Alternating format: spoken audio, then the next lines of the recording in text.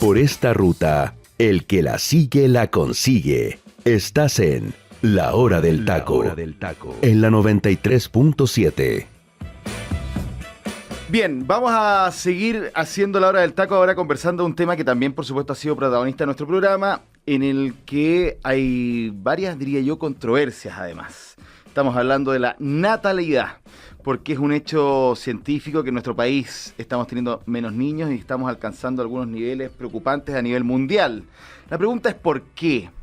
¿Es un tema cultural, puramente financiero? ¿Qué pasa? Bueno, quiero conversarlo con Juan Pablo Lira, con quien tuve la oportunidad de conversar hace algunos días en el Canal 13, investigador del Instituto de Idea País y coautor del estudio Crisis de Natalidad en Chile, una radiografía sobre sus causas, consecuencias y orientaciones de la política pública. Juan Pablo, bienvenido, un aplauso para ti.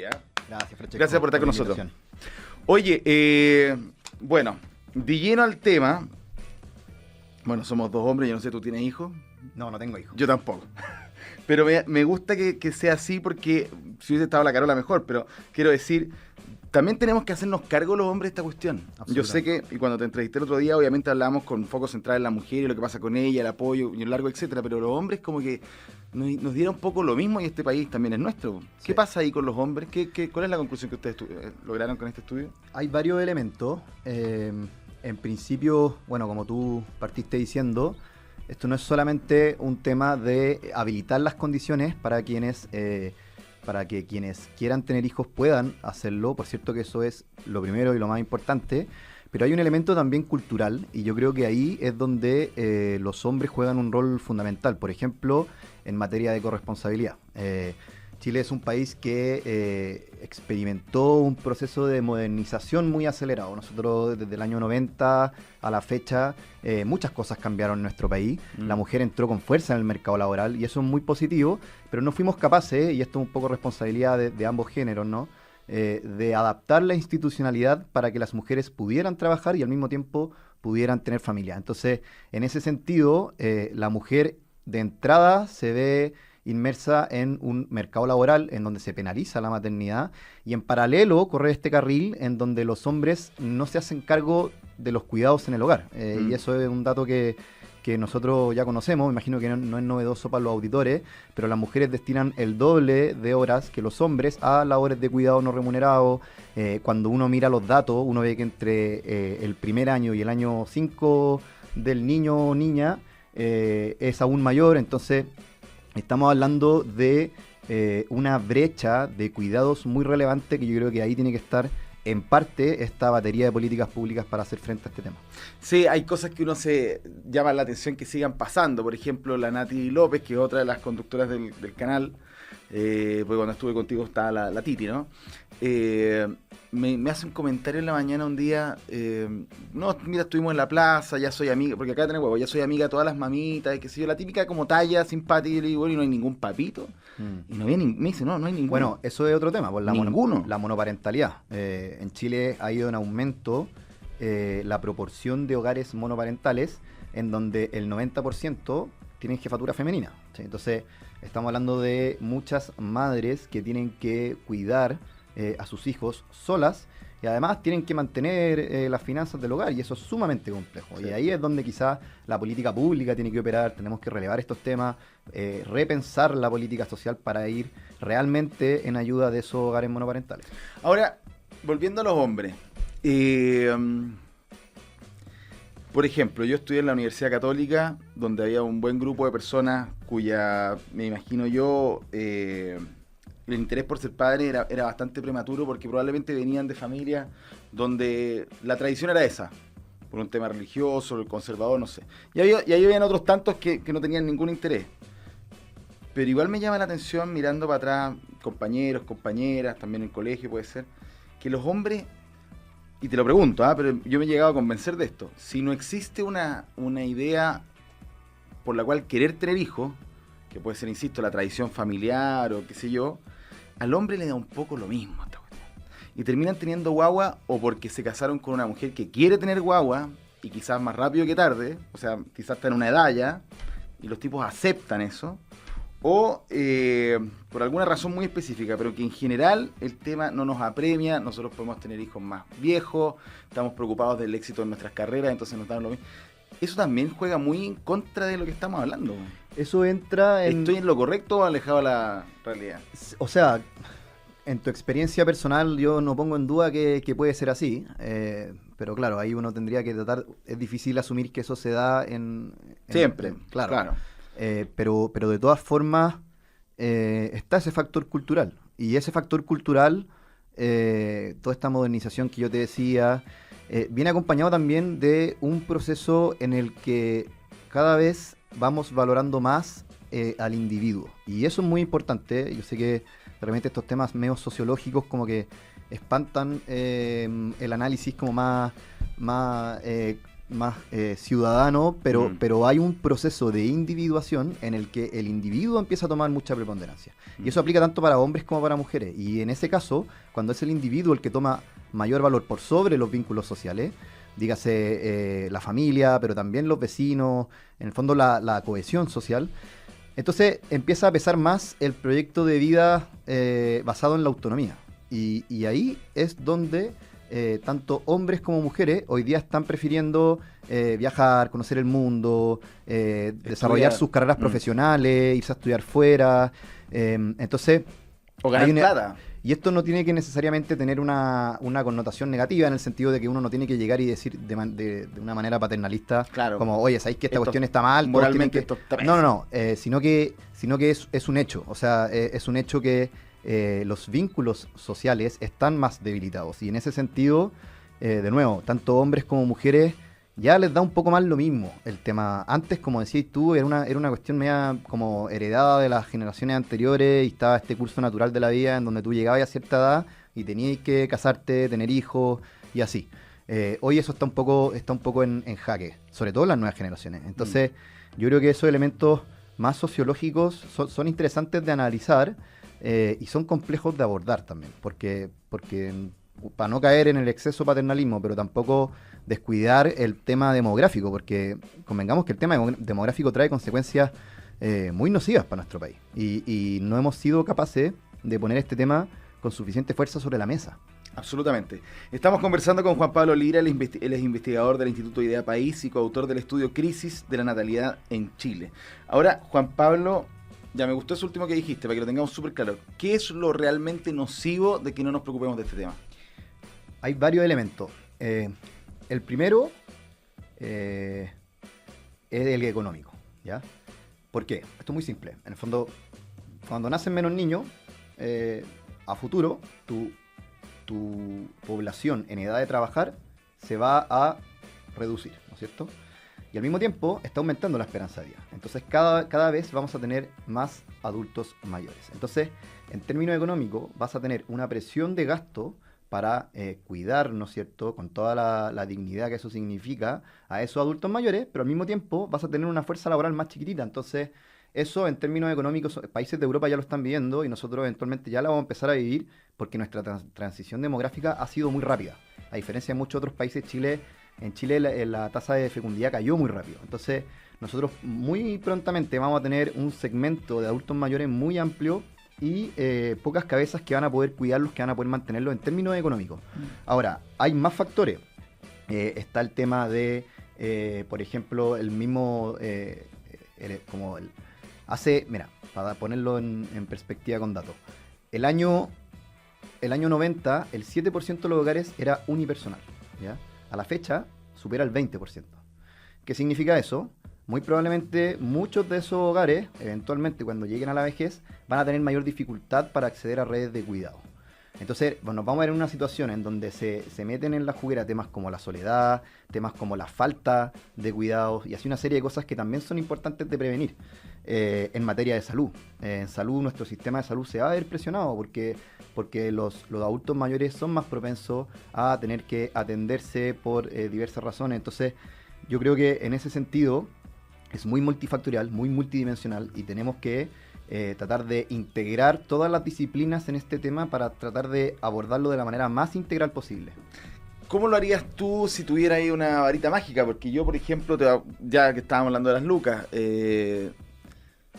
uno va al supermercado y con todo cariño, yo sinceramente no sé cómo hay familias que lo hacen con 2 o 3 hijos, porque sinceramente hay cuestiones ultra de toda la vida, ningún producto de lujo, ni mucho menos, y la cuestión está carísima. Y eso es una sola área cotidiana de la vida, el supermercado o la comida, qué sé yo. No sé si hay países que ya están pensando derechamente en ingresos mínimos para las personas más allá de los salarios, más allá de los ingresos, porque si no, no sé cómo lo hacen. Sí, pero eso es bien interesante porque sin perjuicio de desmerecer el factor como costo de la vida, los hijos siempre han sido caros. Hoy la vida está más cara, sí, pero siempre ha sido caro tener hijos. Y quizás hace 50 años también era muy caro porque también el costo de la vida estaba muy alto y la situación laboral era más compleja. Entonces, a lo que voy es que también hay un tema, de nuevo, cultural, con las aspiraciones de vida de las personas. A pesar de eso, yo quiero tener hijos. Claro. Y hoy hay un dicho que dice que los niños siempre vienen con una marraqueta bajo el brazo. Eso en parte es un dicho quizás desafortunado para quienes hoy están de alguna manera tratando de mantener a su familia y no les da para llegar a fin de mes. Eso es una realidad que hay que atender con políticas económicas. Pero también hay un elemento que no deja de ser verdad, que es que hoy día tenemos nuevas aspiraciones de vida. Queremos tener estándares de vida que quizás son más altos comparados con las generaciones que nos antecedieron. Sí. Ahora, ¿qué haría yo? Yo creo que acá hay varios elementos. Lo primero es, como conversamos antes, anticiparnos a lo que viene. Y eso pasa por consolidar una red de cuidados que sea integral, que realmente ayude a las familias en estas labores. Lo segundo es volver a valorar a la familia en la política pública, porque la política pública hoy día piensa en el individuo y no tanto en la familia. Un ejemplo rápido de ello es, por ejemplo, el Servicio de Impuestos Internos. El Servicio de Impuestos Internos considera que una familia son varias cabezas viviendo bajo un mismo techo, ¿no? Pero resulta que muchas veces es una cabeza la que mantiene a otros y tiene que además cargar con los cuidados de esas personas. El Servicio de Impuestos Internos no considera eso, no te permite a ti imputar del ingreso que tú tienes, sobre el cual te graban, las cargas familiares. Son algunos de los ejemplos, pero tenemos que volver a poner a la familia en el centro de la discusión de las políticas públicas para también relevar de que es ahí donde se está jugando el partido. Por ejemplo, medidas como, entiendo yo, otros países han avanzado a ciertos apoyos estatales para que, por ejemplo, los créditos hipotecarios cuesten menos. Exacto. El pie o los años. Exacto. Cosas así. Todas esas cosas que entiendan a la familia como un grupo humano y no como individuos que viven atomizados bajo un mismo techo. Y lo último, y quizás lo más contingente, es acabar con la penalización de la maternidad en el mercado laboral. Hoy día las mujeres... ¿Cómo se hace eso? O sea, el proyecto de ley de Sala Cuna en parte lo hace. Porque hoy día la empresa tienen un desincentivo a contratar a la mujer número 20, porque a partir de la mujer número 20 tienen que empezar a pagar. Exacto. Entonces, ¿qué es lo que pasa? Un incentivo directo a no contratar mujeres. Las mujeres terminan siendo más caras que los hombres. O sea, hoy día una mujer y un hombre con las mismas competencias, con el mismo nivel de calificación, el empleador va a elegir al hombre, y no porque sea su culpa, sino que porque la mujer le sale más cara. Entonces, tenemos que tratar de ver todos esos elementos que hoy día reproducen inequidades entre hombres y mujeres y corregirlos. Y el proyecto de ley de Sala Cuna, que lleva ahí estancado harto tiempo, esperemos que vea la luz eventualmente, es un ejemplo de cómo se puede corregir ciertas penalizaciones a la maternidad en el mercado laboral. Porque otra cosa tiene que ver también con que las mismas mujeres dentro de la pega, en el lugar donde pueden ser muy competitivas, también sienten que van a perder mucho si son mamás. Absolutamente. O si lo son una vez, desaparecerme, comillas, es una palabra cruel la que estoy haciendo, pero básicamente así yo lo he conversado con mis compañeros de trabajo, desaparecerme todo este rato de nuevo. Bueno, el premio Nobel eso es difícil de calibrar, ¿eh? El premio Nobel de hace un par de años de Claudia Goldin, ella en parte ganó el Nobel por su trabajo en esta materia, en brecha de género en el mercado laboral, y mostraba cómo la brecha salarial entre hombres y mujeres comenzaba con el nacimiento del primer hijo. Y eso es en parte el costo de oportunidad que experimenta la mujer. Cuando tiene su primer hijo, tiene que ausentarse de la pega, después vuelve y le cuesta retomar el nivel de ingresos que ya tiene el hombre, porque la curva del hombre sigue ascendiendo, y así se empiezan a reproducir esta brecha. Entonces, hay un factor que es de política laboral de frentón, pero también hay un elemento cultural que yo creo que es muy importante de considerar al momento de discutir políticas públicas. Conversamos con Juan Pablo Lira, investigador del Instituto Idea País. Vamos a hacer una pequeña pausa musical y seguimos conversando.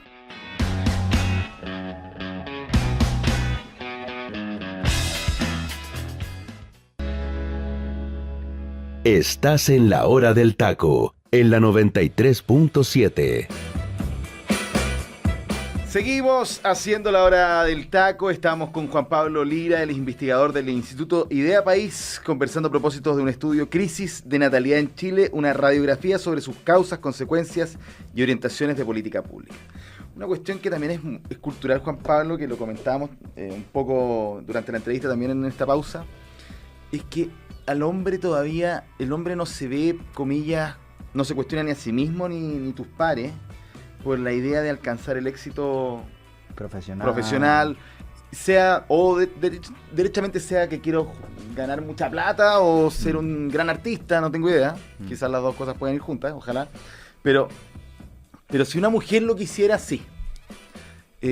Sobre todo ya teniendo hijos. O sea, si yo tengo 2 hijos y le digo a mi pareja que quiero ser lo más exitoso posible, voy a sacarme la cresta y nadie me cuestiona. En cambio, si lo hace una mujer, aparece esta cuestión de como, oye, esta chiquilla es mamá, tiene que quedarse los hijos también. Todavía socialmente somos más críticos de las mujeres que de los hombres, ¿no? Absolutamente. La tenemos más fácil, pero de todas maneras. Absolutamente. Y eso es algo que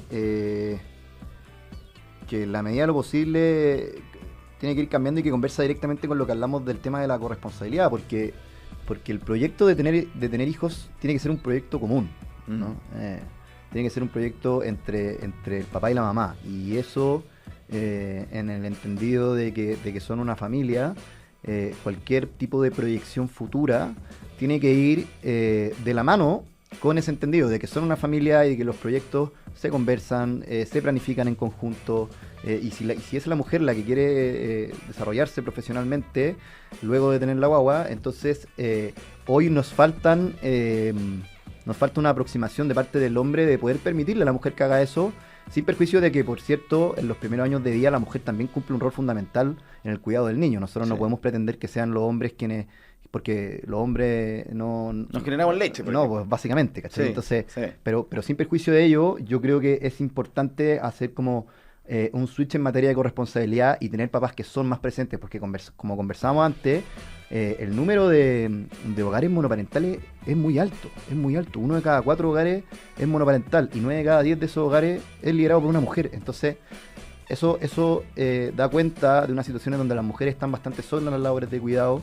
y en donde las políticas de corresponsabilidad toman una especial importancia. ¿Cómo lo han hecho países más inteligentes que el nuestro por ahora, digamos, en eso? Porque, por ejemplo, a mí me pasa mucho, volviendo a hacer un análisis de la vida de uno, digamos, pero, no sé, yo cuando tenía 20 años jugaba una liga de fútbol con gente de mi edad que ahora yo tengo 36. Y estaban recién con guagua y los tipos llegaban, jugaban su pichanga, nos íbamos al tercer tiempo, chao. Ahora que yo tengo 36 y tengo amigos con guagua, o sea, esos compadres dan la vida por llegar a la hora de la pichanga porque tienen que acostar a los niños. O sea, eso está muy bien. Está muy bien, pues. Si lo estoy relegando como algo que yo no veía cuando yo tenía 20. Claro. O, por ejemplo, el tercer tiempo, o sea, tenéis que arriesgar todos los papipuntos por una cerveza. No conviene. Es un ejemplo, huevón, pero, perdón el garabato, pero sí, ¿me entendían lo que hoy? Entiendo. Entonces yo veo al menos a un grupo de personas que con las cuales me relaciono, que tienen guaguas chicas y tienen más o menos mi edad, un poco más, un poco menos, y sí los veo haciendo cosas que no sé si lo hacían los hombres. Que bueno, sé que falta mucho, pero también lo hacen porque no les queda otra, no es que sean buenos papás, es como... me da la impresión de que entendieron que la cuestión es así, porque si no, se va a romper ese núcleo familiar. Es que ese ajuste del hombre de entender cómo funciona la cosa probablemente tome tiempo, ¿cachai? No es como que de la noche a la mañana de repente vamos a tener a todos los hombres siendo los mejores papás, full corresponsables y estando ahí presentes en las labores de cuidado acompañando a la mamá. Yo creo que el ajuste cultural toma tiempo. Lo bueno es que eso ya está pasando. Y esperemos que el día de mañana nuestros hijos, de alguna manera... Tiene el ADN, claro, que lo vean como algo... Pero ¿cómo un Estado puede apoyar algo así? Que los hombres tengamos esa visión... Que las cosas son así nomás, no esta cosa como buenista, ¿me entendí? Sí, es difícil... O sea, yo no creo que este partido se juegue solamente en la cancha de la política estatal. Hay un elemento, como conversábamos, cultural, que requiere de todos los actores involucrados, desde la responsabilidad social empresarial, cómo las empresas dan el ejemplo. Hay muchas empresas que hoy día dan el ejemplo en materia de no sé, le dan más flexibilidad laboral a las mujeres, pero también a los hombres, para que los hombres puedan volver y cuidar a los niños. el mundo, en el hogar. El tema de cómo educamos a nuestros hijos en estas materias, en el colegio, cómo se educa sobre corresponsabilidad. Hay países nórdicos que desde chicos que tienen programas en donde enseñan sobre corresponsabilidad, sobre labores de cuidado, y ese tipo de cosas que son pequeños gestos, pero que yo creo que Van sumando, eventualmente van generando una modificación cultural lo suficientemente potente para que los hombres entendamos que también es nuestra responsabilidad acompañar a la mamá en las labores de cuidado. De todas maneras. Juan Pablo, el estudio y las ideas sobre este mismo, ¿dónde las pueden encontrar las personas que nos están escuchando? La pueden encontrar en nuestra página, ideapaís.cl, y ahí pueden encontrar todo lo que se conversó en el Congreso de Políticas Públicas Pro Familia, donde el tema era la natalidad, que fue un congreso bien interesante que celebramos hace un par de semanas en conjunto con la Escuela de Gobierno de la Universidad Adolfo Ibáñez.